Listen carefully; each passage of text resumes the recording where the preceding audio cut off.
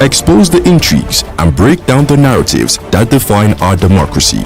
Dr. Tony Olisa Mbeki delivering razor-sharp analysis, and Ebuka Franklin and Chisom on the question wheel driving the conversation. We bring you the most compelling discussions on governance, policies, and power plays. Stay informed, stay engaged, stay ahead. The Polity, every weekdays at 9:15 a.m. Exclusive on Udala 104.7 FM Onitsha.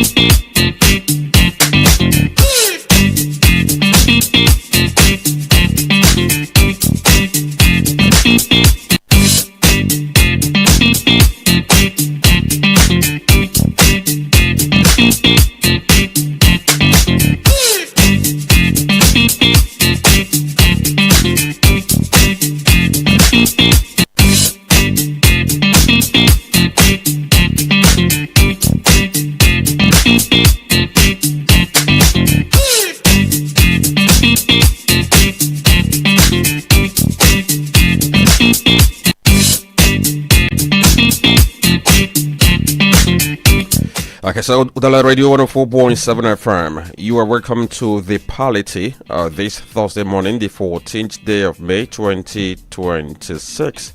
We are glad to have you join us today on our news and current affairs program that looks at headlines in various newspapers and their analysis. My name is Franklin Ebuka, and as usual, we have the in-house analyst who is going to throw light on issues we are going to raise this very morning, because the papers are this very morning saturated with interesting stories. I talk about what happened in Akwa Ibom State, where EFCC went to a teaching hospital to effect arrest. According to EFCC, they went for an investigation on a medical report, but when they got there, from the side of NMA, things got escalated to the point that the CMD of the teaching hospital was manhandled and what have you not. EFCC has denied that they didn't do any wrongdoing, but that story has been running because NMA has threatened to file a lawsuit in court against EFCC. So that is in the news. You talk about what happened in Lake Chad and then what happened in Niger State and Zamfara State, where the military struck and killed some terrorists. But there were reports that some civilians were killed. For now, it's not getting international attention because the UN has asked Nigerian authorities to look into that issue and ensure that they get to the bottom of what happened, whether civilians were actually killed or it was a fake news.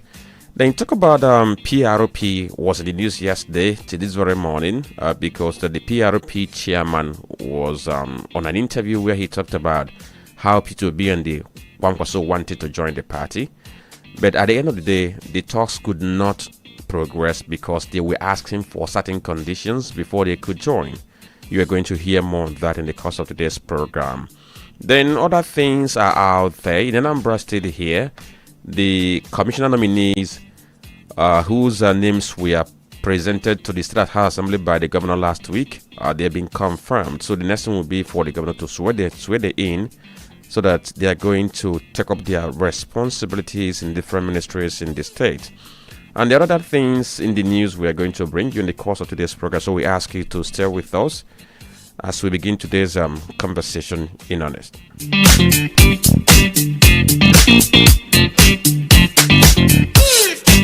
Okay, so on the analysis, that is Tony Litambeki. He's going to lead you into today's conversation. Good morning, Tony. Good morning to you, Franklin Ebuka. Good morning, Nigeria. Good morning, the good people of Southeast. Good morning, the Anambra. Good morning, Nde Onitsha Donido. Good morning. Nde Osumo. Good morning. Nde markets, different markets. Mbukampo, Mbuko, Obosi, auto newspapers, electricals. These are markets I can easily just call. We know very well that Wabada, Welfare Building, Bakery, shoe sites, and there's so many of these markets around here. And I know many of them are listening to us. And even beyond the ones we cannot even call. And then we also remember people from different walk of life, professions and all that. Many of them who are listening to us. We also remember the senior citizens, artisans, as well as the commuters, the transporters, many people. We have you in our mind. And also the security operatives. We saw the briefing of the Commissioner of Police Anambra State yesterday. Was it not yesterday? He made that very brief. Yeah, yesterday. And then he called for press conference, and then he highlighted some of the things we have discussed here. And possibly we may start from there and look at that very well. We must commend them. It's not easy for you to put your life in the line of duty. It's not easy. We thank God Almighty for His grace, for His love, for His mercy upon us, blessings, protection, everything. We owe everything we are to God. Without Him, we cannot be here. We say all glory, honor, adoration be ascribed unto His name, and we're back in our sanctuary, we're back in our altar to go on with our evangelical work. We don't do prophecy here, but we do predictions. That's what we do. We can predict based on pattern and based on knowledge, and there are things we can do. You're welcome. Just sit back and enjoy the program. Remember, if you do not hear it here, I wonder where you're gonna hear it. We put it to you the way it is, undiluted. That's what we do here. You're welcome. Okay, so that was from Tony Lisambeki, and we're going to bring you up to speed with the headlines we have on the paper. But before then, just to remind you that we are live on our Facebook page, Udala Radio 104.7 FM. You can watch live proceedings from the studio here. And if you are outside the terrestrial coverage of Udala Radio, the online platform offers the opportunity for you to follow what we are doing, whether you are within Nigeria or outside the shores of the country. Udala Radio 104.7 FM, that's who we are on Facebook. On Instagram and the YouTube, we are Udala Radio.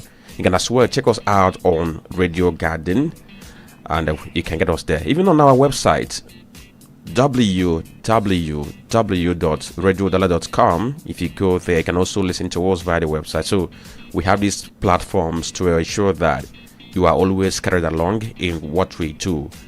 From this commercial city of Onitsha, the home of Udala Radio 104.7 FM. So let's get to tell you the headlines.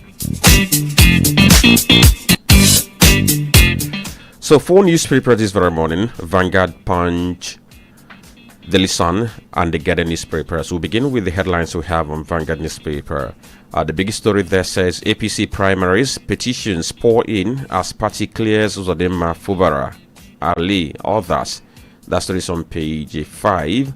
Then you can see other stories as riders there. It says Axe dangles on Adelabu, no governor disqualified, alleged imposition threatens Oyo APC. IEDs bows to pressure to conduct direct primaries. APC screening committee clears Delta speaker, 45 others. That story is on page 12 of Vanguard newspaper. 2027, Kwankwaso tackles Baba Ahmed over alleged demand for PRP presidential ticket on page 8. It has a rider. We rejected Obi Kwankwaso's request for presidential ticket. Baba Ahmed. PRP chair seeking attention, says Kwankwasia movement. Conflicting court rulings threaten banking stability. CJ Sohu warns on page 12. Leah Sharibu at 23. Women's groups seek to keep her story alive. That's on page 14. Nigeria spent 6.54 trillion naira to import auto parts in 2 years. DG NADDC on page 9. Nigeria's oil output rises marginally, short of OPEC quota on page 19. UN seeks independent probe into Nigeria-Chad airstrikes on page 46. Court jails ex-power minister Maman, 75 years over 33.8 3.8 billion naira fraud. It's on page 6 with a rider. EFCC arrest Energy Commission DG. Okay, I think there's a mix up here. So we have to retake it. Court jails ex-power minister Maman 75 years over 34.8 billion naira fraud. That story is on page 7. The other story says EFCC arrests Energy Commission DG over alleged 500 billion naira money laundering on page 6. Why I visited APC chairman Wike on page 8 of Vanguard newspaper. We cross over to the Punch. On Punch, the big story says Dangote rejects NNPC offer to increase stake in refinery on page 20. That's 36, yes. 36. Refinery supplies over 3.2 trillion naira petrol to local markets in 3 months amid falling imports. US-Iran conflict boosts refinery earnings. Output climbs to 661,000 barrels per day. Dangote Group eyes $100 billion revenue target by 2030, while refinery declined NNPC offer. These are the things we are going to read inside that big story on the front page of the Punch newspaper. Bank flagged ex-AGF Malami's transactions, witness tells court on page 16. Customs, NDLEA intercept 16 million naira cannabis shipment on page 40 of the Punch newspaper. U.S. lawmaker bill seeks mandatory Sharia rejection by immigrants on page 14. U.S.-based Nigerian doctor escapes death in Oyo mob attack. It's on page 8. 2027 NDC reps.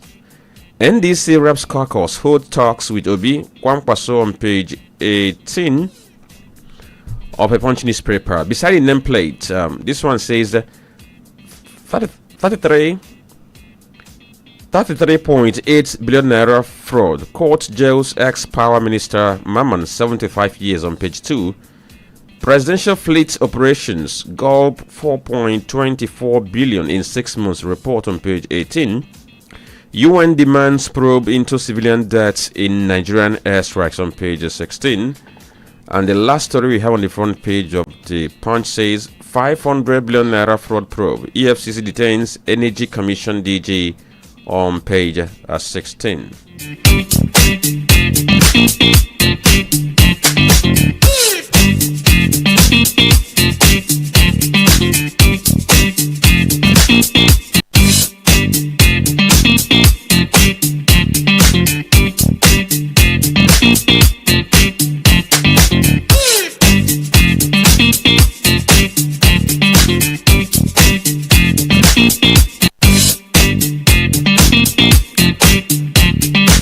Okay, so you're tuned to Udala Radio 104.7 FM, and we are bringing the headlines we have on the paper this very morning on the Polity. So let's bring you the headlines we have on Daily Sun. On Daily Sun, the big story there says ex-power minister backs jail term, Guba ambition crashes.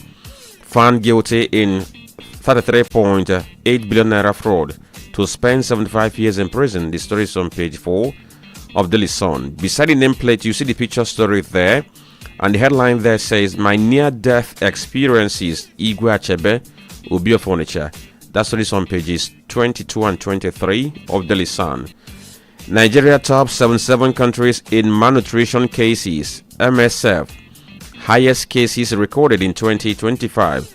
It's a story you would like to read on the Daily Sun. And then you can see the picture story there, the bigger one, having President Bola Ahmed Tinubu and the Paul Kagame of Rwanda. Of course, Mr. President is in Rwanda, where he's having a meeting with the president of Rwanda, Paul Kagame. Otedola tightens grip on first holdco, acquires additional 43.4 billion naira shares on page 25. NDC gets respite as court dismisses other suit against INEC. Party releases timetable for farm sales in screening primaries on page 6. Insecurity. Deploy core members in state of origin. Masop advises on page 29. Alleged embryo sale. Trial of Abuja medical doctor Abebe shift to June 18. And you can see that on page 4 of Daily Sun. Then on the Guardian newspaper, the big story says IMF exposes Nigeria's budgeting gaps as execution crisis deepen on page 6 of the Guardian. UN urges independent probes into deadly Nigeria-Chad airstrikes on page 3.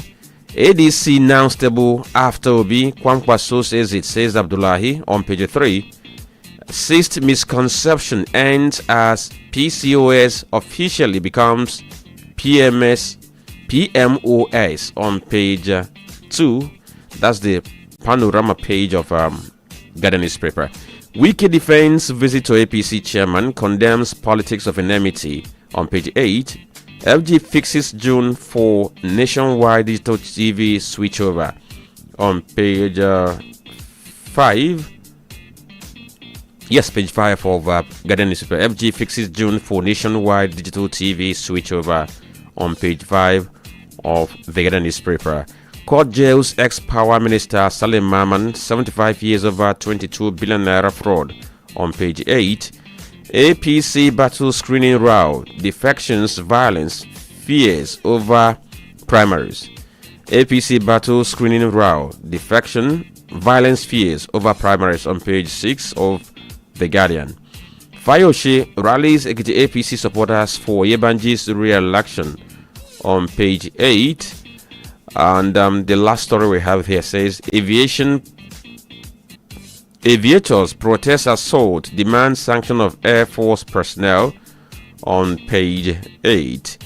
So these are the headlines we have on the front pages of the 4 papers we brought to you this very morning. So next will be for us to look at the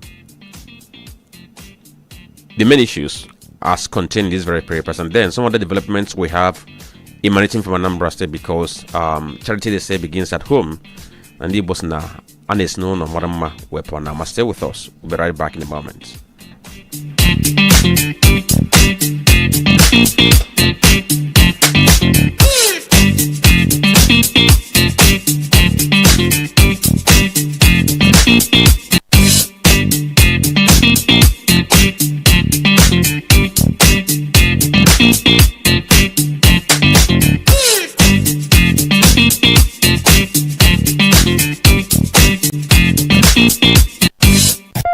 You're listening to The Polity. Get involved now.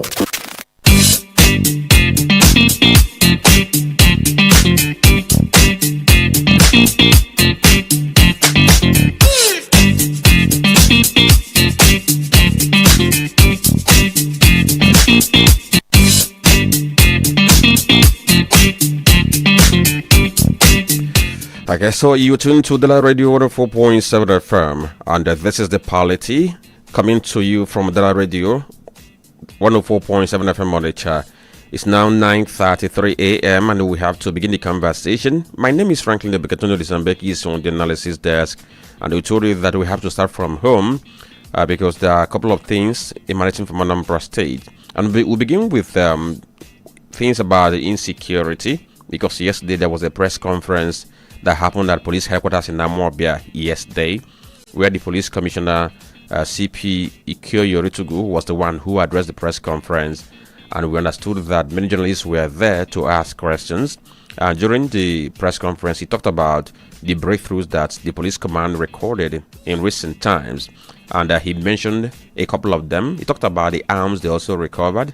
He talked about what happened at Zukala, the one that happened at Obosi area. Then the driver who killed his employer, a cleric, and ran away with the vehicle, who was arrested here in Anambra State. A couple of things he said, and this very morning we have to start from this. So Tony, issue of insecurity, and the police spoke about what they were able to achieve. Maybe we'll take a snippet from what he said here, and then the conversation will now start from there. So you're going to hear from the police commissioner during that very press conference yesterday.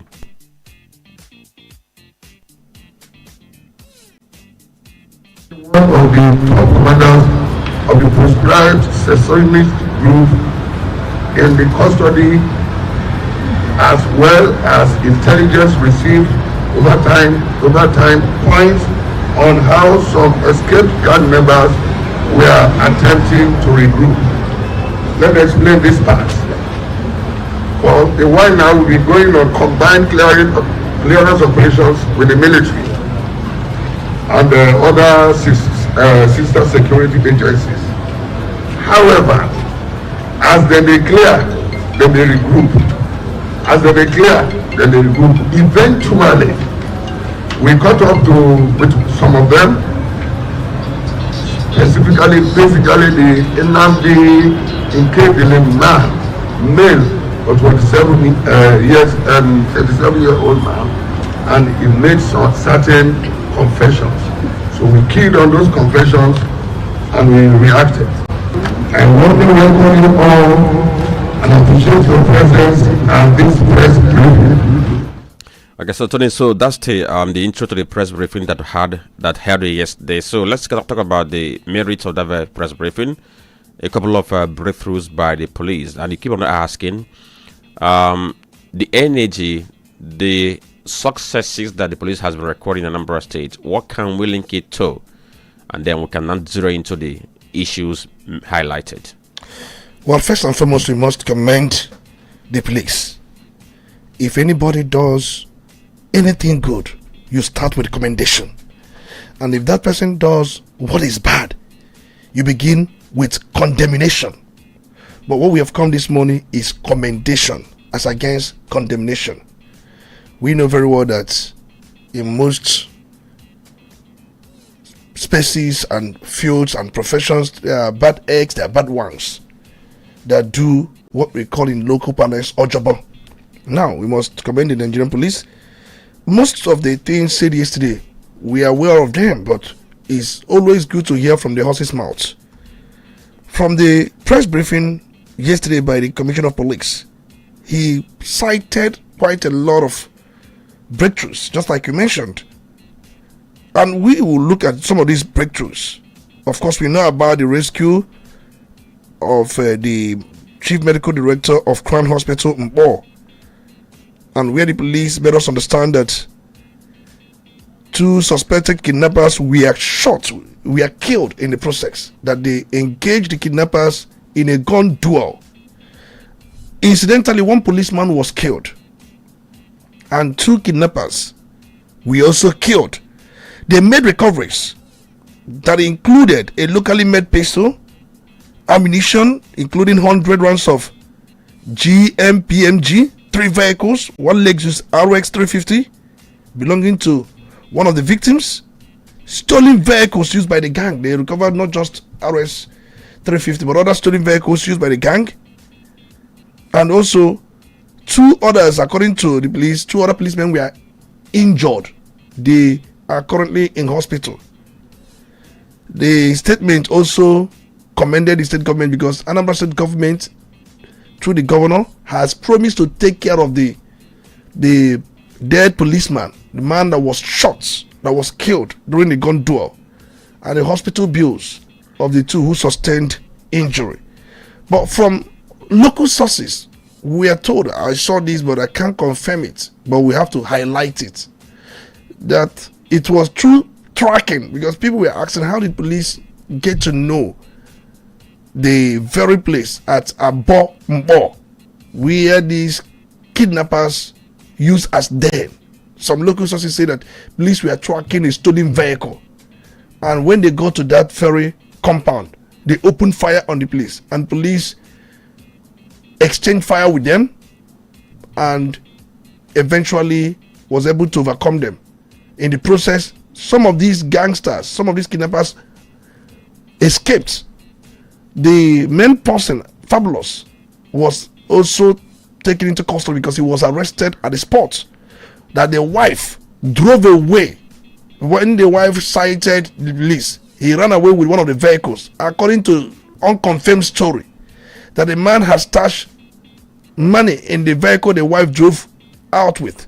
That the wife whereabouts is still unknown. I said unconfirmed. These are social media posts.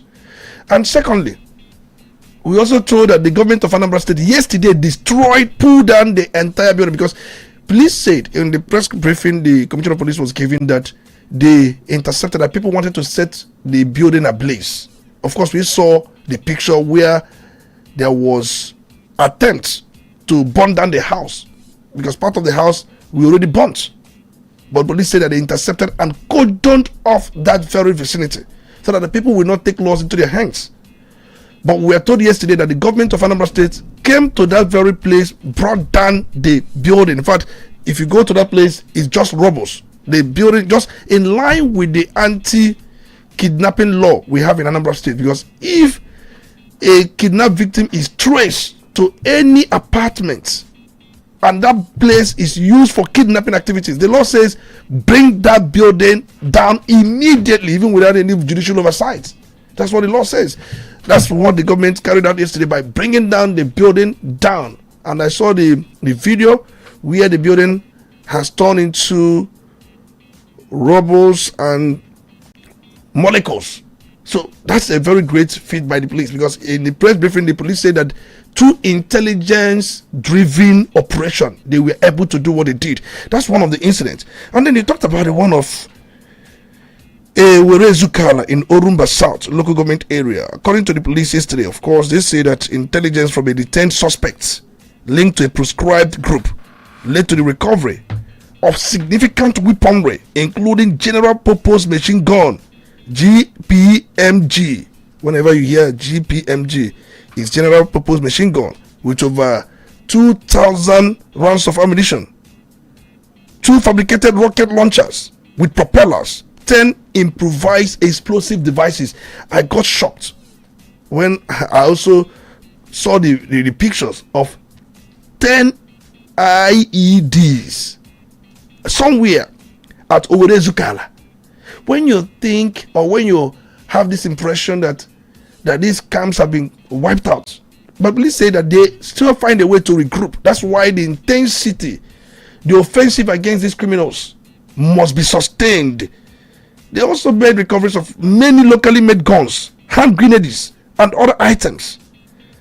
But there was through a detained suspect. That was how their intelligence processing led them to Zukala, where these things were actually discovered. And of course, they neutralized whoever that was there. Then the issue of cultism related arrests. There was this viral video we saw on social media where a young man by name Favour Njoko, a self-confessed executioner, involved in killings in Obosi and environs. We are told that he's just executioner, and he counted number of people he has executed within that area and its environs. He counted so many. He confessed that his own is to execute, to kill. Once you contract him, he kills. Once you have issue with anybody on anything, just pay him. His own is to go and kill. And he was talking about many he has killed. And in such arrests, police recovered pump action guns, locally made pistols, ammunitions, and he also has gang members. And we are told that efforts have been made to see if they can arrest the gang members. And also the issue of child trafficking and sexual offense. It was part of the briefing yesterday. We had arrest of one Chidazo winners, Anya Siruku, in Aguata over child trafficking. 12 children, including 7 girls, 5 boys aged between 1 to 20, were rescued, according to police, and placed in protective care. And 5 suspects have been remanded in cases of these related issues. I don't know what people benefit from child trafficking. Child trafficking is really alarming. In fact, the issue of what's the name of the person, that driver that killed Bishop Clarence Chinedu Okonkwo. You know, the bishop is also referred as Bishop James, or you can call him Bishop Clarence, a Pentecostal bishop of End Reconciliation Ministry or End Time Reconciliation Ministry in Asaba, the other state. The suspects, I watched the video. One Uchenna Nicholas Obiagu, he identified himself as a domestic staff to this bishop, a driver. He was the one driving the bishop, where he allegedly conspired with some kidnappers to murder the bishop. I listened to his confessional statement, and for me, it did not tally, because he was saying that those kidnappers came to the house and urged him to cooperate, otherwise they will waste him and waste his families. The question is, how would they know his families? That's what he said, that the kidnappers threatened that if he does not cooperate with them, that they will waste him and waste his family. So how you're a domestic staff, you don't live there with their families. So that was, according to him, made him to cooperate with them. In so doing, they hit the man from the back. The bishop was killed. And they, according to the confessional statement he made, he said he was tied. They tied him and then bundled him into the vehicle and drove away. And when they go to a point, they ordered him to go and sell the vehicle. The Prado Jeep, they ordered him that if he doesn't sell the Prado vehicle, he will be killed. And in so doing, he contacted his brother. His brother followed him to Onitsha here, where they were in the process of selling the Prado vehicle of a murdered bishop. They were about selling the vehicle for 10 million until police was contacted. Arrest was made. But he said that that was what got him involved, that he had no plans of killing the bishop, that the people that killed the bishop was the kidnappers. But if you look at it, that's not where the kidnappers were tied and bundled you into the vehicle and ordered you to go and sell the vehicle. You contacted your brother. Why didn't you run away? And you said that the kidnappers said if you don't do those things, they will waste you and waste their families. How would they know where your families are living? So, Tony, let's begin to take these things one by one. The issues that have been raised. First of all, let's talk about the reactions I've seen on social media regarding that press conference that the police did yesterday. I played a part of the audio. Yes. If you go under that very video, you will see about 120 something comments. And guess what they are asking police? I mean, they are downplaying what the police did. Rather, they're asking police, how many bandits have you been able to arrest? That's number one. The number two is the issue of bringing down the buildings used for criminal activities. Of course, it's codified in Anambra State Homeland Security Law. It's incontestable. But during that very press conference, the police commissioner in Anambra State, he made a point saying that he believed that it's going to serve a better interest if such buildings should be converted into a police post or residences for police officers other than pulling down the building. So to him, it appears to be a waste of things that could ordinarily be converted into a better use. So I will get your thought on that. What do you think about this suggestion he made, thinking that it could be a better use of such facilities? Then in the area of the GPMG, because going through the arms they recovered, I was so particular about the GPMG.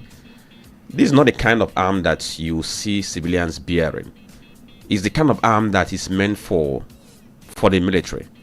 And I keep on wondering how these arms get to find their way into the hands of criminals in the country. And then the last thing is, it appears as if there is a market for stolen vehicles in Anambra State. How did that come to be? There was a time, if you have a stolen vehicle, people will ask you, go to Kano. That's where the market is. But this time around, it appears that the market is now in Anambra State. That's why in most of the cases of stolen vehicles, you hear that the vehicle was found in Anambra State or it was taken to so and so place for sale. Well, let's begin. You raised a number of concerns based on what people are reacting. People who have asked police, how many bandits have you been able to arrest? And if you are talking about bandits, I believe they are referring to incidents that are going on in some parts of the country, in Northwest, especially where we have activities of bandits. Asking police in Anambra State, how many bandits have you been able to arrest? When they were making press briefing of some successes and breakthrough they have made in Anambra State to bring peace, to bring respite to the people of the state. For me, I think there are people who are totally ignorant. And those people who may have made such statements, they are entitled to their statement, no doubt. But for me, that is purely ignorance. If you sift through this very statement, you see that there are people who are sympathetic to these very criminals. They believe that people are being persecuted. Perhaps police should channel its resources or focus somewhere else other than on these criminals. So this very mindset of we are being persecuted by the police, how do you place it side by side with the fact that people need security for them to be able to carry out their daily activities every day, every moment? Well, people behave, or not everyone. There are people that behave erratically. There are people that are debased in their thoughts. For one to have sympathy for criminals, a murderer, a kidnapper, tells you how debased the person could be. It's not frustration. And if you probe further, it could be the person may or may not be related with such activities, because the person become a suspect. There's no doubt. I've said it many times. We won't behave like the people of Israelites, that we are being taken from Egypt down to the promised land. At a point, that's what they want. At a point, they don't want that. At a point, they don't even know what they want. That is hypocrisy everywhere. And we are not going to maybe stifle the fact that we need peace. Crime Chief Medical Director has spent some days in the kidnappers' den, about 4 days or thereabout. If he tells you his ordeal, if you have not been related to a kidnapped victim or become one, you will not know. Yes,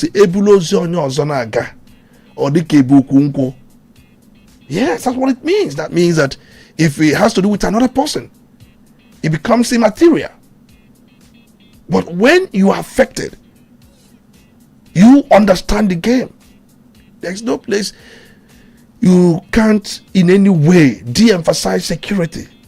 So for those who made such statements, they are degraded, they are dishonorable, perverted, morally bankrupt, and debauched. For me, it is a total reprehensible act, and is not going to be accepted. We want decorum because we want to do things that we foster development, foster growth, foster unity. That's what we want. That is one. And then you mentioned something about the police commissioner, what he said about converting the kidnappers then to either police station, police post, where it could be of value. You mentioned that. But if you go back to the law, we have Anambra State Kidnapping Prohibition Law of 2013 with subsequent amendments, because we have seen amendment of that very law. It was first codified in 2013. And if you look at that very law, it gives the government that very power to bring down any building used for kidnapping activity once prima facie has been established. I talked about the issue of prima facie the other day. But we know why. The rationale behind such inclusion, I think that law was passed by the law was passed by the 6th Assembly. And I'm not saying Assembly, I stand to be corrected. The current one? No, I'm talking about the original law. Because it has been amended under the Homeland Security Law. I don't know if you understand me. Yeah, I'm talking about the original law. Yes. The original law was made in 2013. That was during the time of P2B. Though we've seen amendments. But I'm looking at those who put it that way. Even the amendments sustained that pattern with other inclusions. When it was originally made, in the minds of the framers of that very law, the key thing why such proviso was included was to use it in a way that it will serve as a deterrence to anybody who thinks that he can get into that. So when a building is pulled down, what happens to the land? Does government acquires it? It becomes automatically government property. It's in that very law. Now, look at what he's saying. He said other than, because when government acquires the land, government can use that land for any purpose. It can be used for the overriding interest of the public. Yeah. And the CP is saying, other than pull down the building there, why don't you still, if you are still going to take over the land, why don't you convert that building into a police post, which is going to provide security there, or convert it to residences for police personnel who are looking, who are under stress these days because they no longer have barracks where they reside. So, because what he's saying in essence is he's not questioning what is in the law. He's saying, why not do this? That means that there's a room for amendment on the law. So, is this something worth considering? Well, he's entitled to his opinion, because I know before that law was made, such thoughts were actually considered as well. That was the sense of pulling down the building, that it would be economic waste, because being not the best option, as it wastes usable infrastructure, and the government should cease, acquire such buildings and repurpose them as police posts, bases, residential quarters for police operatives, and this will turn the former crime hubs into a symbol of security presence, making the area immediately hostile to criminals while providing practical operational advantages. These were some of the things he said. Of course, he went further to say it's cost effective, avoid building new facilities, and immediate security footprint in the troubled areas, and psychological impact, and criminals see their former den now occupied by law enforcement, and resource efficiency. But beyond all these advantages, there are other issues, because somebody may come out and say that the building may be or may not belong to the kidnappers, that maybe he could have been a victim of kidnappers and they occupied his building and started using his building, making a legal case before a court of law, trying to prove that the building so used, he was unaware that the building was taken by kidnappers, overtaken by kidnappers, and maybe it may linger, and the court may give order that nobody should occupy it pending. So government maybe does not want to give that window. Let it be that the court asks them to pay compensation if actually the building belongs to another person and the person becomes a victim of kidnappers, where they forcefully take over his building and start using it for kidnapping activities. Let it be that we are asked to pay compensation as against retaking the place back. That is one. And you also find out that in our culture, we have a culture. Once you believe that something was gotten from ill wealth, there is this thought we usually have culturally, that if I be for barabara, if I can't touch this, I can't use this, I can't operate with this. It's in our culture. Reason being that it is ill-gotten, and anything associated with it, count me out. And you look at the cultural perspective of our people, because the CP may not come from this area. He may not be from this area, of course. He's from one of the states in South. So the cultural perspective to this, because you make laws based on the perception, the belief of the people, and people will want to dissociate with such properties and do nothing with it, because for them, if it's to the dory, or if our jaw, we will not have anything to do with it. It's in our culture here.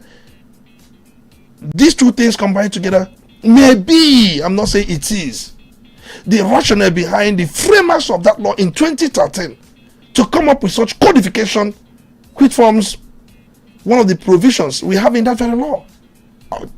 To my understanding, this could be the best explanation.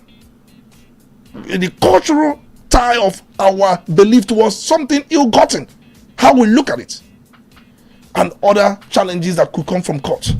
Okay. So you have advanced your argument, because if you look at countries around the world, you see where he's coming from. In the likes of Italy, Colombia, even USA, and so many of them, that there have been cases where buildings that were used for criminal activities, they were taken by the government and converted to schools, exactly, and for other uses. Now let's talk about the issue of how these very arms get into the wrong hands, because if somebody buys a Beretta pistol, you can say it's very small, it can be concealed it can be concealed and be smuggled. But people having access to, non-state actors having access to guns like GPMG, how are they getting access to these kind of arms?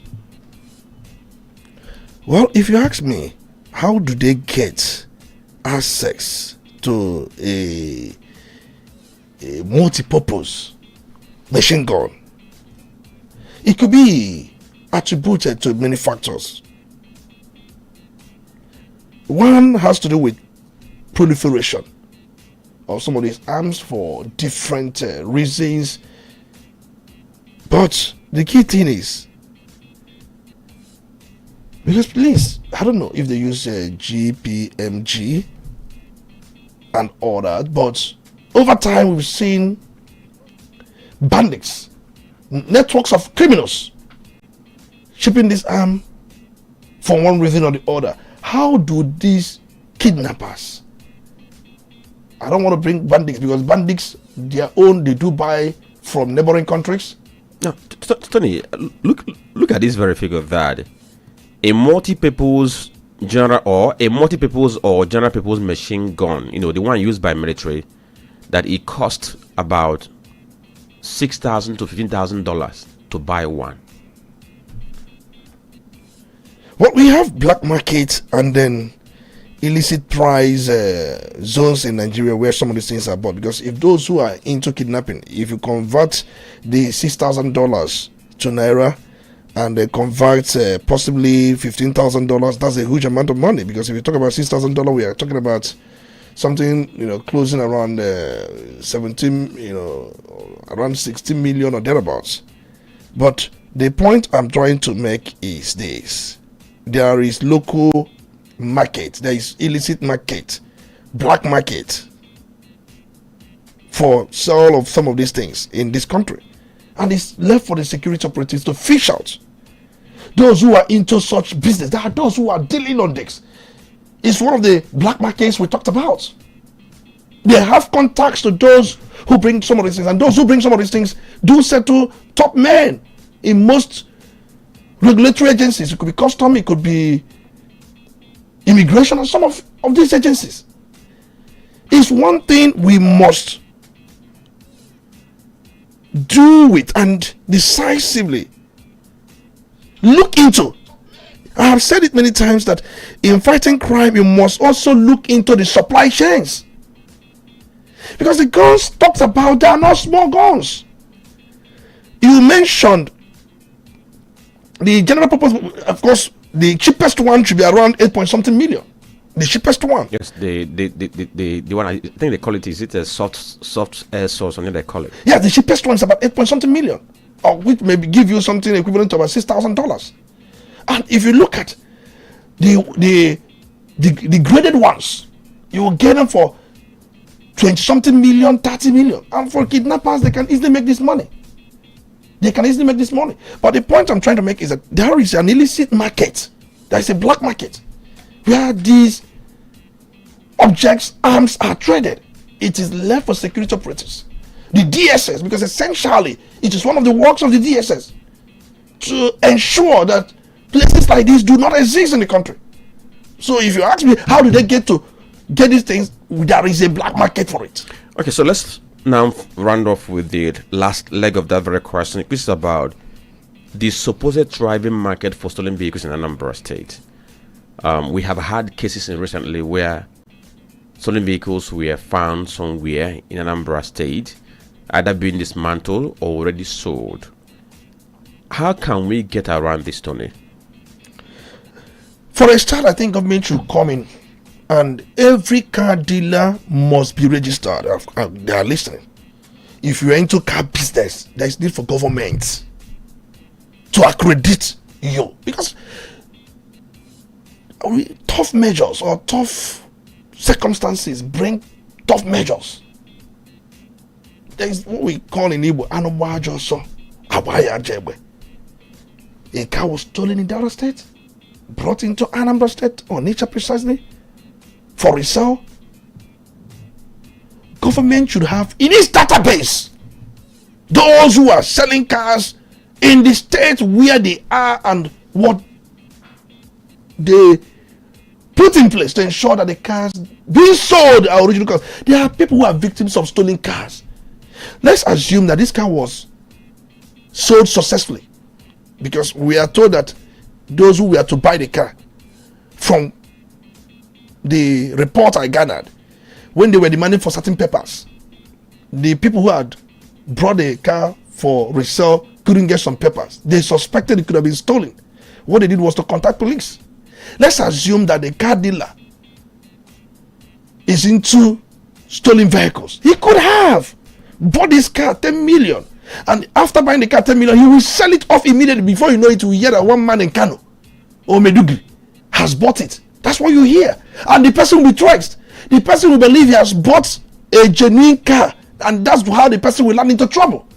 Where the car itself has link with murder, because the man who owns the car was murdered. You are not talking about stolen car again. You are talking about murder. You see how you get yourself into trouble when you come out and say that I'm not aware that the car was stolen. Nobody will listen to you, because you'll be asked to go and tell the court. Because you'll be arrested. You get yourself into trouble. That is why I've said, here in the state, we may begin it. Every car dealer must be registered and accredited by government. And government must set up templates to ensure that cars are genuine. Once we are serious and toughen measures and play zero tolerance to stolen cars, they will leave Anambra State. Probably they will go to another state. And it will also give confidence to people buying car that whatever car they are buying is genuine, is authentic. People are victims of stolen items, stolen vehicles. They get themselves into trouble without knowing it.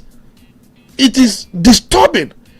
It is one of the things that maybe the Ministry of Commerce in Anambra State will look into. We cannot allow our state to become a bazaar field for such thing. Okay, so let's cross over to what happened a few days ago in some states in northern Nigeria. One was in Zamfara State and the other in Niger State. It was military airstrikes in those states, and those strikes were targeted at bandits and terrorists. And from what we gathered from the military, they were able to neutralize a good number of them. But later reports emerged that civilians were killed in that or in those airstrikes. According to a report which was put out by Amnesty International is citing that at least 100 civilians were killed in that. Then there's another report that was put out by AFP. It's a news agency. They were also citing that not less than 73 people were killed. But the military has insisted that no civilian casualty was recorded. According to them, there is nothing substantial in the claims that have been made by Amnesty International and AFP. But now we have UN saying that there should be an independent investigation into this. So who is going to run that very independent investigation to be able to fathom what actually happened? Well, what you've just said now has to do with the UN High Commissioner for Human Rights, Volker Turk. Volker Turk is the UN High Commissioner for Human Rights. That was it yesterday, where he called for an independent, impartial investigations into Nigerian military strikes. He made that very call, and he was dispassionate about that very call. And it has to do with an incident you mentioned. That incident in Zamfara State happened, that was on Sunday, if I can still recall.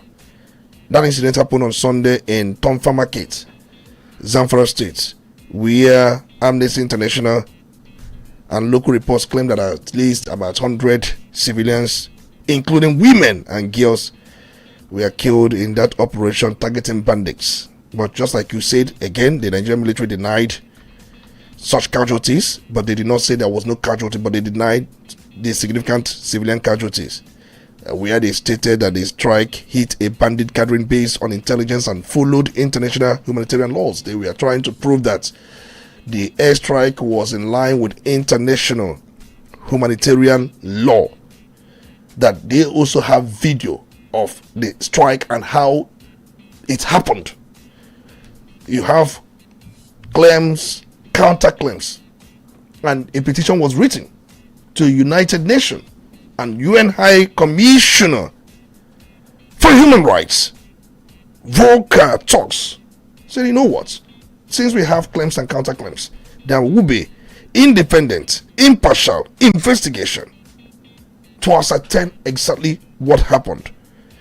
I recall that there was also a related Shadian airstrike in northwestern Nigeria, which also killed dozens of fishermen, prompting the broader UN statement. But it was conducted by Shadian, and I wonder how would the Shadian military conduct airstrike in northwestern part of the country, where some people were killed. Remember, we have border with Chad. Well, according to INEC, according to the Amnesty International, that is a kind of recurring pattern where airstrikes in the northwest, either for going against bandits, and northeast, Boko Haram, ISWAP, they have repeatedly caused alleged civilian death. Remember the one that happened in Borno we talked about the other day, if you can remember the market. Yes. So at the point where we are now, each time we have this kind of incident, it's been always their voices versus the voice of the military. You know, military will tell you that we did what we're supposed to do in the best international practices. Then people of the area, residents, will be telling you that they lost some persons. So in this kind of scenario, if we are going to establish actually if civilians were killed, how can we go about it? Who is that very body, or who is that very person who can go about conducting independent investigation to be able to establish if anything went awry, or people are just raising false alarm in the media? Well, if you look at it, if you ask the government to conduct the independent inquiry, it will be that they will be in charge. There will be judicial inquiry. If you want it to be independent, let it be judicial inquiry. So who set it up? Definitely, it will be the government. Government will set up judicial panel of inquiry comprising people of reputable names if you actually want to deal with this. I'm so much concerned about the one that happened in Jelili market. Remember that market? That market in the northeastern part of the country, that is Borno State. It was in April, remember? It was reported about 200 civilians were killed, but the military came out to say that they had warned civilians that that area is a hub for criminals, bandits, and ask anybody who is found in that area, that person will be treated as a bandit, because they regroup there, do a number of things, do their profiling, and go out for their operations.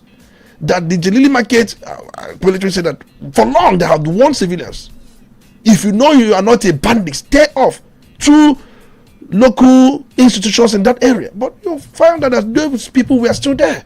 And when they strike, of course, I listened to the Minister of Defense, Christopher Musa. He said no apology, that they were pre-warned.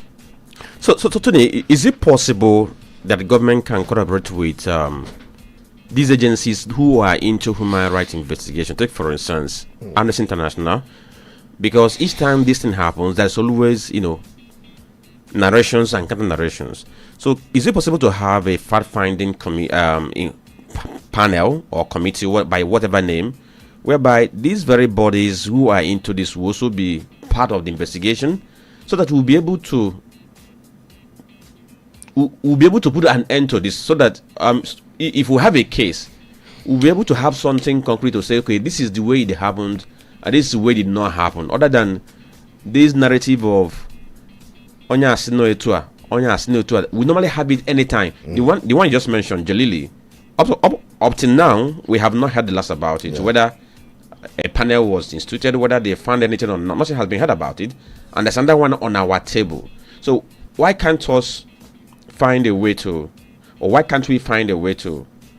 get this very independent panel that is going to bring in human rights organizations who are going to be involved in this very meticulous investigation to find out what actually happened? For me, we can do a simple task, which is to set up a judicial panel. But for the one that happened in Borno State, Jelili market, the military said that people killed were bandits. They didn't say civilians were killed. And when Amnesty raised such concern, they made their case and they gave evidence. They gave the pre-warning and everything. But the one of Zamfara, one we are talking about, where the UN Chief for Human Rights, Volker Turker, a gathering. There was no pre-information. There was no any notification to people that there will be this, and that very gathering or the place in question is seen as a civilian space, not in any way flagged by military before the operation. That was why the UN chief made this call, not the one that had been flagged to be a hub of kidnappers. For me, this call by UN Commissioner, High Commissioner for Human Rights, Volker talks becomes important. And you ask, how can we do that? The government can set up a panel where Amnesty will be involved, because if you set up such a panel, you must cut Amnesty, you must cut military and other. They will look at it religiously. And where apologies will be tendered, it must be tendered. We know very well that the country is actually passing through a perilous time. They need to weed out bandits. And we know it's a guerrilla warfare. And there will never be a time that will not be casualties, but there will be a meticulous attempt to ensure that there will be not, as against making bloated effort to wipe up these people and civilians are caught in such scenario. The point is, we must show meticulousness. We must show that we will be able to separate the sheep from the wolf. It's important. That has been called. How they're going to go about it, because definitely the UN will write to Nigerian government on the need for such investigation. And I know definitely Nigeria is a signatory to such commission. Nigeria will comply, and that will be set up. Okay, so let's go to what happened yesterday, which crossed over into this very morning, because yesterday the national chairman of People's Redemption Party, PRP, Dr. Hakim Baba Ahmed, he explained why P2B and the Robbie Kwankwaso did not join the party. In fact, he confirmed that Obi and Kwankwaso began consultation with PRP for them to leave ADC and join PRP the moment they found out that there were so much problems in the ADC. And according to him, that they were having those talks and conversation. It was progressing, but at the point in time, it couldn't happen because Obi and Kwankwaso made demand that they should be given automatic tickets, and they also made demand that some positions in the national leadership of the party should be considered to them, and they were told to come in first before asking for that. According to him, that was why that talk collapsed. But the Kwankwaso group is saying that what Baba Ahmed said is far beyond, or is far away from the truth. But the question is, if they actually made that request, is it an overboard when it comes to political discussion, Johnny?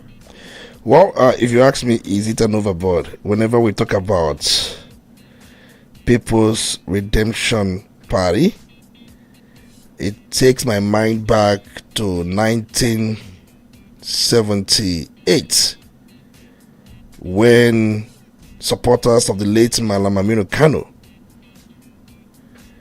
came together to reincarnate the Northern Elements Progressive Union, NEPU, from the First Republic, because that was how the People's Redemption Party, PRP, was registered in 1978. Just like I mentioned earlier on, the supporters of the late Malam Aminu Kano thought of the need to reincarnate the defunct Northern Elements Progressive Union. That was one of the political parties in the First Republic.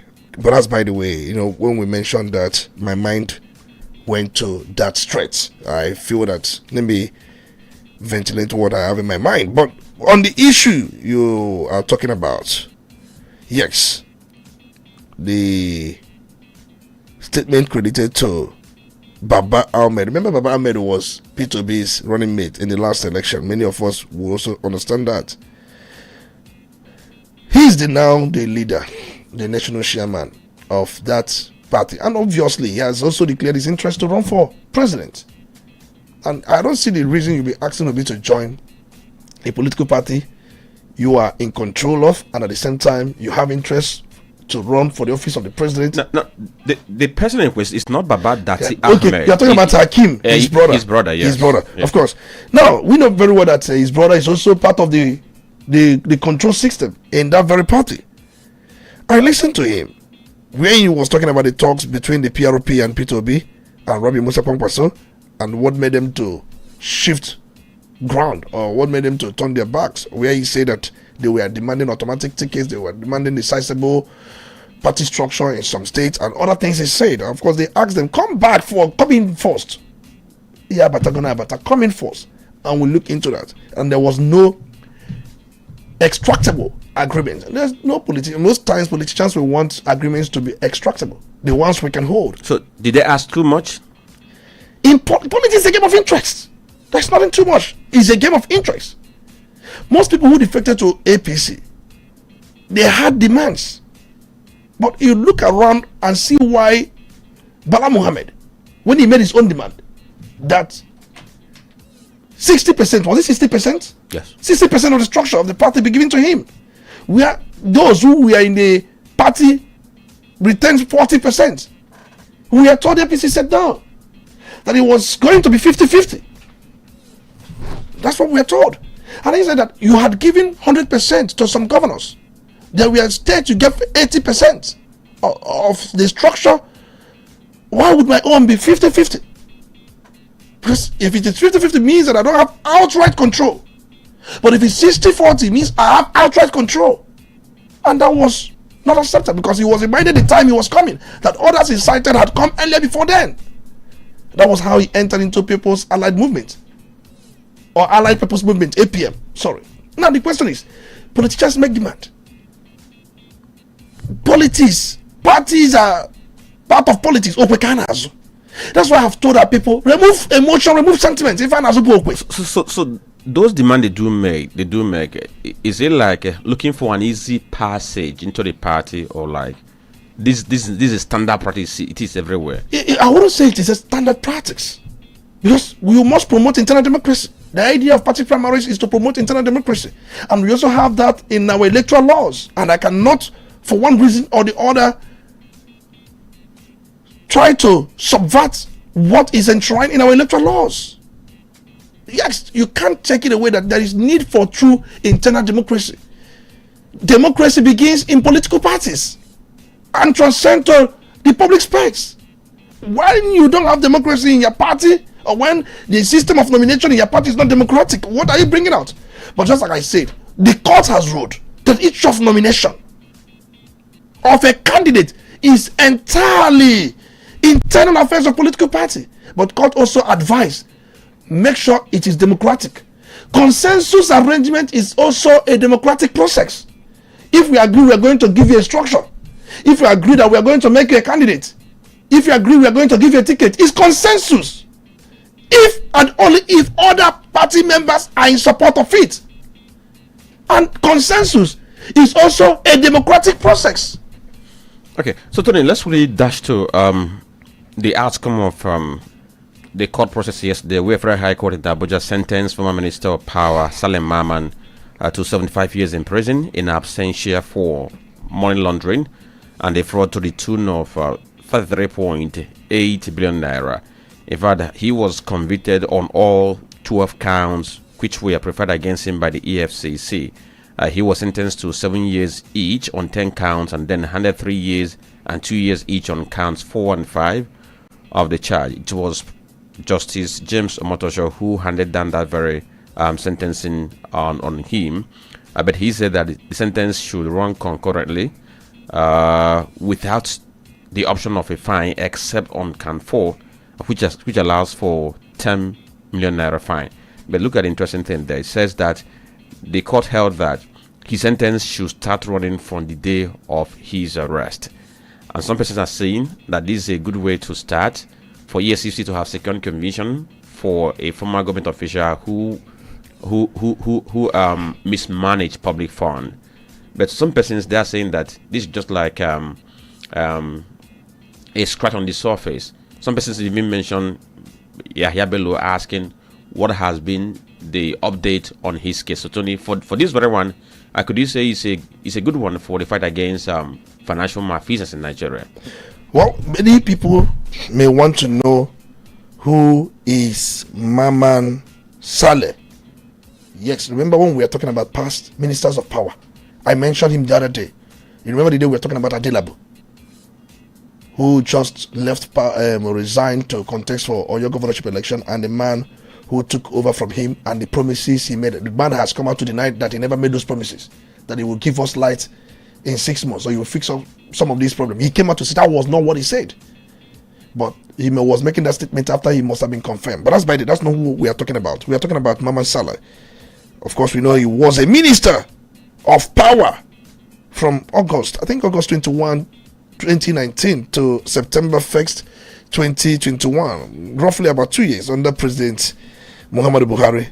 He was the one that succeeded Babatunde Fashola when that ministry was balkanized. When people felt or thought that it was too much for Fashola to handle almost 4 ministries, power, housing, works and all that, and the need to reshuffle things. And that was how Mama Saleh came into the equation. We know very well that this minister, I don't want to talk so much about him. Of course, we know he's from Taraba State. That's where he comes from. He was under that very ministry. But his tenure in the power ministry was marked by persistent criticisms over Nigeria's chronic electricity shortages. We are having blackouts, grid collapse, darkness. In fact, that ministry was nearly branded Ministry of Darkness. But we never knew that there was sleaze going around in the ministry, as discovered. Nigerians will see huge budgetary allocations and release of funds, yet with incessant darkness permeating the Nigerian space. Yes, Justice Omochoto of the Federal High Court Abuja convicted him on all 12 counts. All 12 counts of money laundering, fraud, criminal breach, and trust brought by the Economic and Financial Crimes Commission. Of course, many people are saying, EFCC, they have done good work. Look at the amount involved. 33.8 billion naira. That's the amount we are talking about. That should be around $25 million at that time. Diverted from funds meant for major hydropower projects, primarily the Zunguru and Mambila hydroelectric power projects. A glass Siwalo invest here the money meant for upgrading these power generation plants. The Mambila, the Zunguru hydroelectric power projects that would have given Nigerians consistent power to an extent. Somebody diverted this money. Somebody messed with this money. Money released. That was why Justice Omochoto, just like I said, convicted him on all 12 counts and sentenced him to 75 years imprisonment. But the good thing, when people saw that 75 years imprisonment, he is going to spend 7 years, because each count has a minimum punishment. In fact, has, I think, a maximum punishment of seven years. It's just only one count that has 4 years with an option of fine. I don't know if you understand me, Franklin. It's one of the counts. One of the counts that has 4 years with option of fine. Then the rest 11 counts. The rest 11 counts have 7 years, and they are going to run concurrently. That means as this one is running, the other one is running, the maximum prison time he has is 7 years. Not 70, yes, 77 if you put them together, but 7 years, because they are going to run concurrently. So Tony, he was sentenced in absentia, and the next thing will now be how to liaise with Interpol to ensure that he's arrested and brought to Nigeria for him to serve the prison term. If that is not done, what happened might just be a jamboree. But before you come in, we'll go for this commercial break. Okay. Stay with us.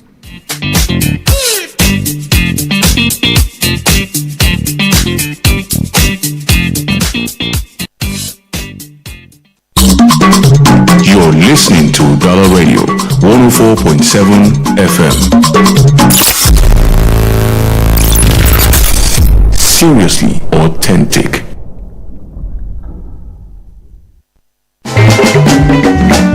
Searching for a place to eat good food and still enjoy premium relaxation? Stanley World Agwoka got you covered. Welcome to Stanley SFF Restaurant and Opriche Lounge Agwoka, where taste meets class. From hot, delicious local dishes to mouth-watering African and continental cuisines, pepper soup, grilled meat, rice, drinks, and many more. Everything is fresh and satisfying. Step into Opriche Lounge, a calm, classy environment to chill, hang out, and unwind. Perfect for friends, date enjoyment and after work relaxation. Chop well, drink well, and feel cool morning, afternoon, and night. Stanley SFF Restaurant and Opuiche Lounge, a haven for good food, great vibes, top security, and steady comfort. For further inquiry, call 0814-565-6920 or 0813-855-8009.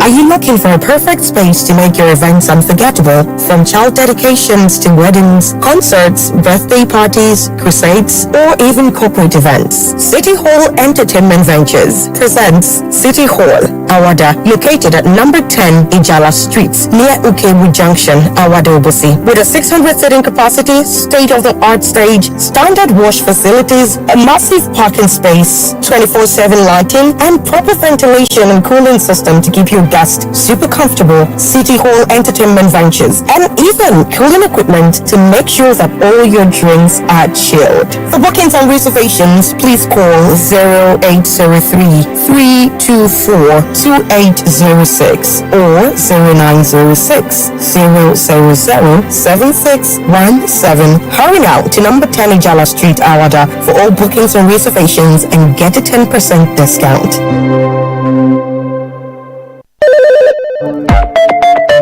Udala Radio 104.7 FM. Seriously authentic. You see that nylon for your hand? You want drop am for ground, abi? That's so you start. One person, two people, before you know it, everywhere done dirty. Drainage go block, flood go come. Do the right thing. Find a dustbin, throw am well. Keep your area clean. 104.7 Udala Radio. You're listening to The Polity. Get involved now.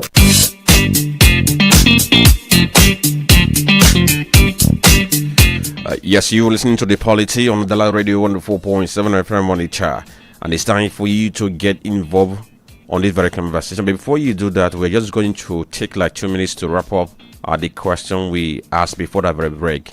My name is Franklin Bekatono Disambeki. You have to respond to that very question regarding since he was sentenced in absentia. So what is going to happen for him for him to be able to serve his prison term? Well, we have an Interpol there, and processes are being made. I understand that requests have been made wherever he is because the crimes were committed in Nigeria, and he is somewhere. But I'm thinking he may run to some of these offshore countries, or these countries we refer as safe havens. And you know what they do? Most times they invest this money in most of these countries. Cayman Islands, some of these islands. And these islands have penchant for protecting people like this, especially when they make sizable investments. You know, they don't pay tax. You run the business in their country, the money will be in their circulation, the money will help their economy. That's why many Nigerian corrupt politicians run to islands like this. We call them safe havens. Safe havens. They make this investment and they remain there and they'll be protected. But I guess somebody like him may have run to places like this, where repatriation becomes difficult. If he's in France, Europe, or UK, or EU, or some of these countries, he can easily be brought back. But he may run to these islands that play safe haven for corrupt politicians, where they are interested in that investment. That's the problem now. No matter how long it takes, will he be there forever? Okay, because what we know is from available records, if you're going to date back to 2024, as of 2024 July, he was then in Kuje prison, but later when he secured bail, he was given the freedom for him to leave. So for now, no one can actually say where he is actually. So let's go to the phone lines now and hear your input into the issues we have raised this very morning. 0803-221-6973 or 0803-827-6694. Good morning. Yes, good morning. The voice of Honorable Iden the Mayor, Okutume JP Okulola Ochen calling from Awada this morning. Okay, let's hear you. I want to thank you for your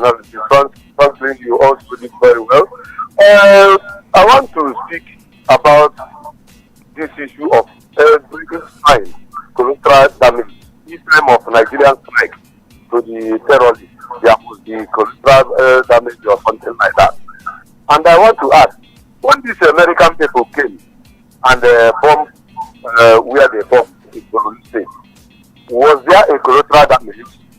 And there comes my question, does it mean that our people does not value people's lives? Look at the chief of army coming boldly to say that he don't have apology, that the people was wrong. Even if those people were wrong, some of them may not be aware that they were wrong or something like that. And now people are saying that people were killed. They are denying it. Until we start telling ourselves truth and they start valuing human life, we can't make anywhere. Then, all I want to say about that is the brother to the guy that run with Ahmed Dati. Let him to be alone. Let him play his own Okay. Hello. I think that was actually corrected if you were listening. It wasn't Dati Baba Ahmed. It's his brother Hakim Baba Ahmed. I said his brother. Yes, I said brother to Dati. So what I'm saying is that let these politicians to this level and play their own policy and allow him to play his own policy. 2027 is around the corner. Wherever we let it go. What we are saying is that let's have a credible election in Nigeria. That is all. Okay. All this people will be here, people will be there, people will be there. I can't understand. Thank you, the mayor from Nobi. Hello, good morning. Good morning. Yes, your name? I am Badmos from Newi. Mr. Badmos, go on. I want to ask, this EBC Hausa, is it made for Nigeria news alone or all the places in the world that speak Hausa? Because based on what I have here, the news agency that is amplifying, that reach to UN, Amnesty International, is BBC Hausa. They are the one amplifying this killing by the military. Can you expatiate? I'm coming. It's on their website. So I want to know, why is it that whenever the military does something in the north, BBC Hausa will carry it on their head, they will paint it. They will paint it the way they like, and now they will attract international sympathy. Because had it been that this strike happened somewhere in Olo, the Igbos do not have BBC Igbo that have international ways to attract what BBC Hausa has attracted. So I want to ask, is BBC Hausa for Nigeria, what is happening in Nigeria alone? Because what I was told is that BBC Hausa is for Obosi, the ones in Badmos, enough of this. Okay, so if you go to France 24, the story is there. Are you listening? Good. If you go to Daily Trust, the story is there. If you go to the cable newspaper, the story is there. If you go to dw.com, the story is there. If you go to AFP, that story is there. If you go to Vanguard and the Guardian, you see the story. So I don't know why you are singling out saying BBC Bo did this, did that. Hello, good morning. Good morning. Yes, your name? Sir Mbeki. You're welcome. Simon, I want to ask a question. What should it be? Please. I want to ask a question. Hello. We are listening to you. Why should it be that every small politician should call Obi do this, Obi do this? Why should it be like that? Is that your question? Yes, that's my question. Everybody who wants to make his name, he will call Obi do this, Obi do this. Was it that only Obi is a politician in Nigeria? All right, thank you. That's my question. We got your question, so your question will be responded to later. Good morning. Hello. Yes, thank you for joining the program. Good morning, Frank. Yes, good morning. You're welcome. My name is Mario Kechuka, calling from Wanda. Go on, Mario. Well, the last time I checked, so many people are interested in contesting Nigerian president. And I will keep asking, why is it all about the P2OB? Why? These people, they leave all those corrupt and announced corrupt Nigerians who are running for this race. Why are they pointing at somebody who has never had any issue with BFCC? He has never had any corrupt case pending. But the whole one of them, that even Mr. President, that have corrupt cases pending both in America, in outside country and here in Nigeria, nobody is pointing at them, and they are the person they are even promoting to continue the leadership. That is to show you the kind of country that we are. The kind of corrupt, shameless, corrupt politicians. And somebody will come out and be talking honestly. I don't know. Well, it is left for Nigerians. You know whom to choose. Even to the extent somebody like Kenneth Okonkwo, who calls himself a barrister. I don't know how many cases he has won.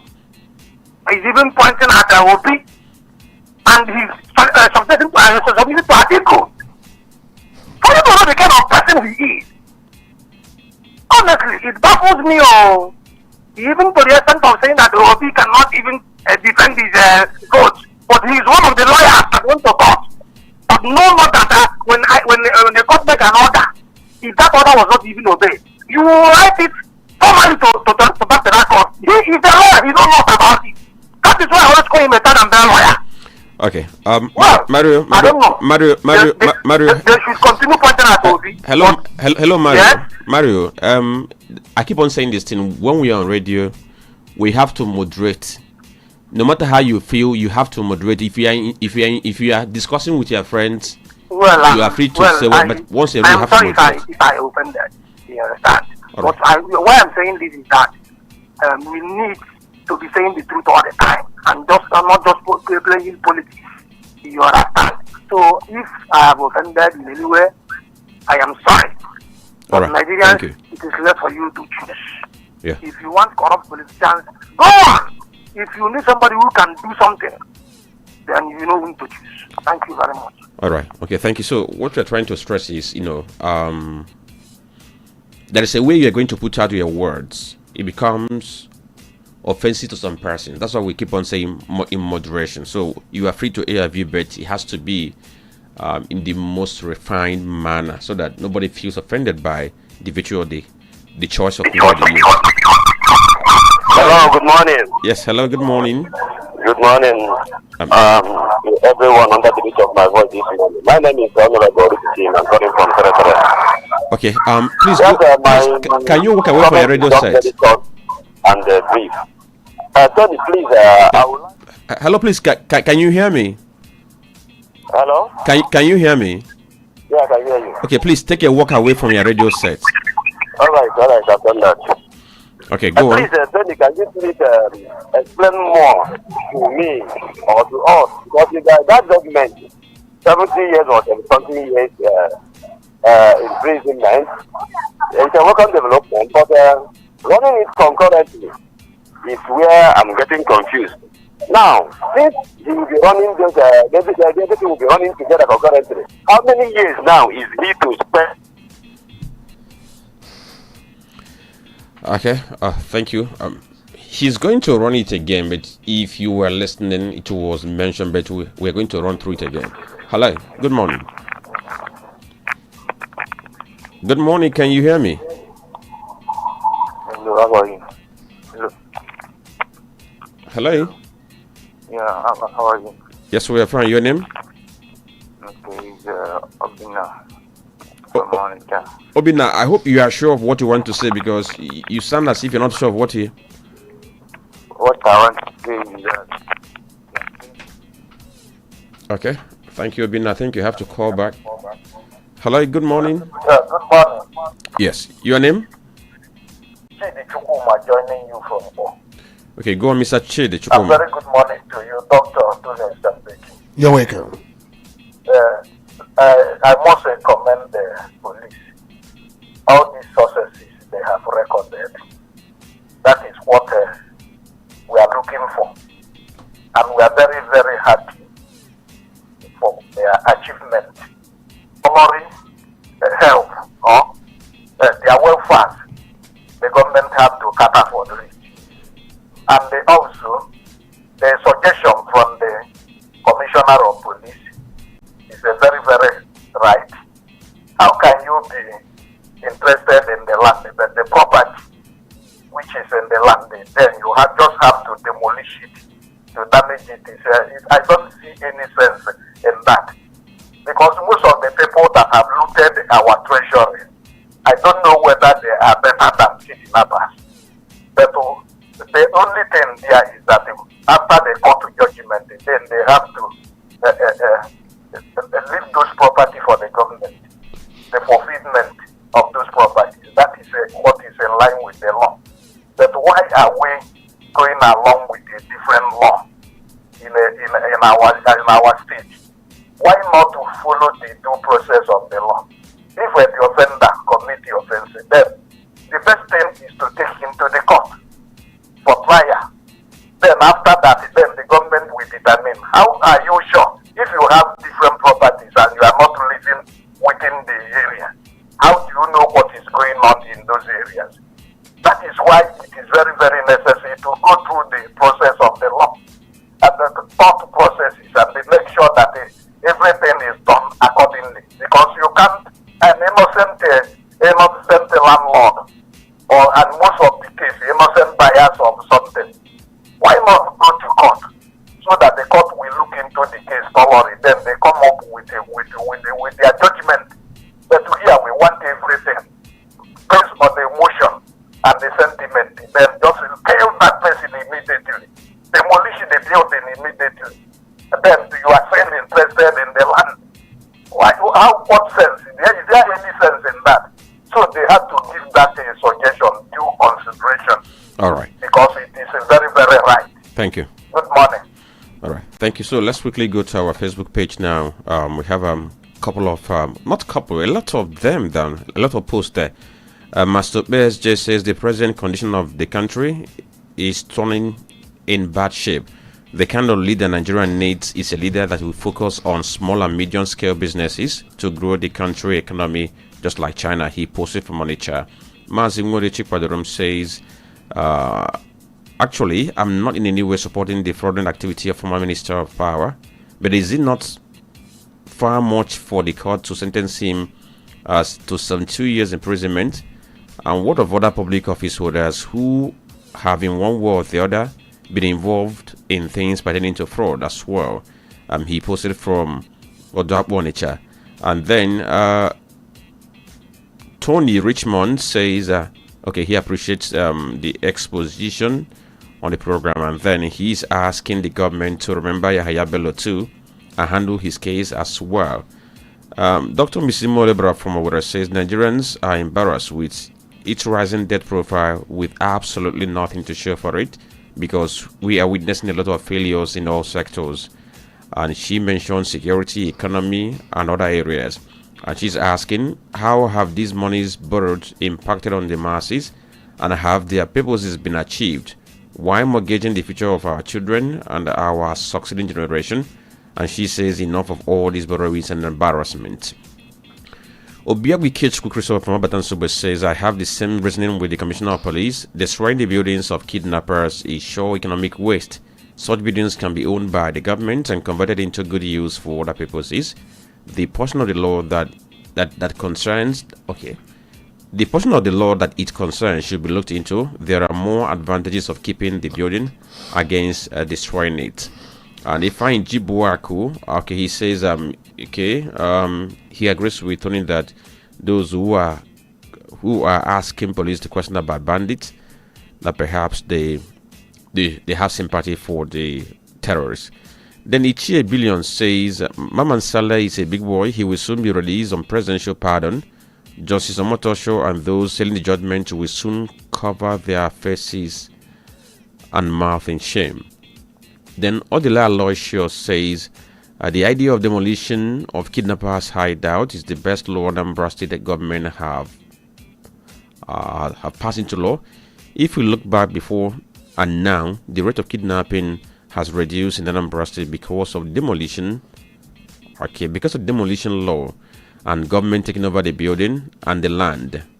He posted for Mwabanam. That's Udala Radio. Then Chimeze Steven says, please, what is going on with INEC? They have not started registering voters. What is going on?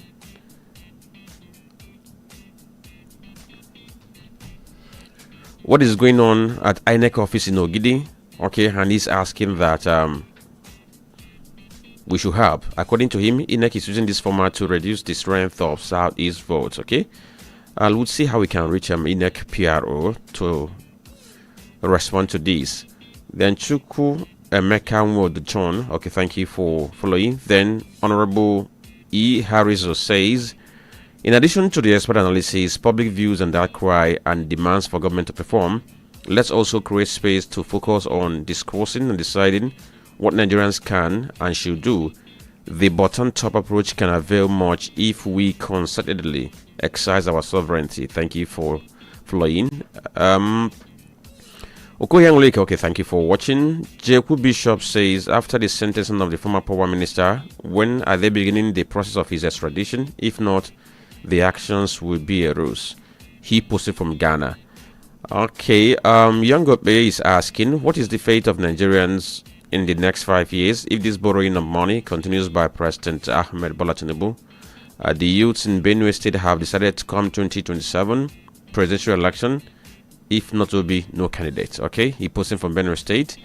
Then Obunaya CK Martin says Salemaman 75 years jail term in absentia. Some comic scenes from the Nigerian House of Horror. Even Yahya Bello and co would be having a hard laugh. And the Chia Billion says BBC Hausa is a world-recognized radio. Whenever they dish out information, many foreign media will capitalize on it. BBC Hausa is the first international. Okay, let me teach you what you did not this time around. So Tony, is sometimes this is about BBC Hausa. I will tell you something. BBC Igbo, for instance, most of the stories they carry, or most of the stories they follow up on, some of them call me to ask me who can they talk to in Anambra State. I'll give you instance of there's one fire incident that happened in Noka. They call, even some of the things that happen in Onitsha here, they will call and ask you, oh, we have interest in so story. Sometimes they feed on stories already developing and then they go on it. So please, can we just try to get some of these very facts right? Yes, we understand BBC is a big operation, we know that. But BBC outside is for, we know how it runs. They are populated by Nigerians. Then Masope says the present condition of the country is turning in bad shape. The kind of leaders Nigerian. Okay, I think we have read this before. So Tony, let's quickly respond to some of the concerns or questions that we have here as brought by some of the callers. So one person who was asking about why is everybody picking on Obi? Okay, is that picking? Okay, why is everybody making reference to Obi? That's one question. And then somebody asked you to explain more about the judgment delivered by Justice Omotosho in Salemaman's case. Well, I think a lot of questions. I want to just make one or two comments on the issue of BBC and then I move to your questions. The only comment I want to make is this. Remember, BBC Hausa has been in existence since 1957.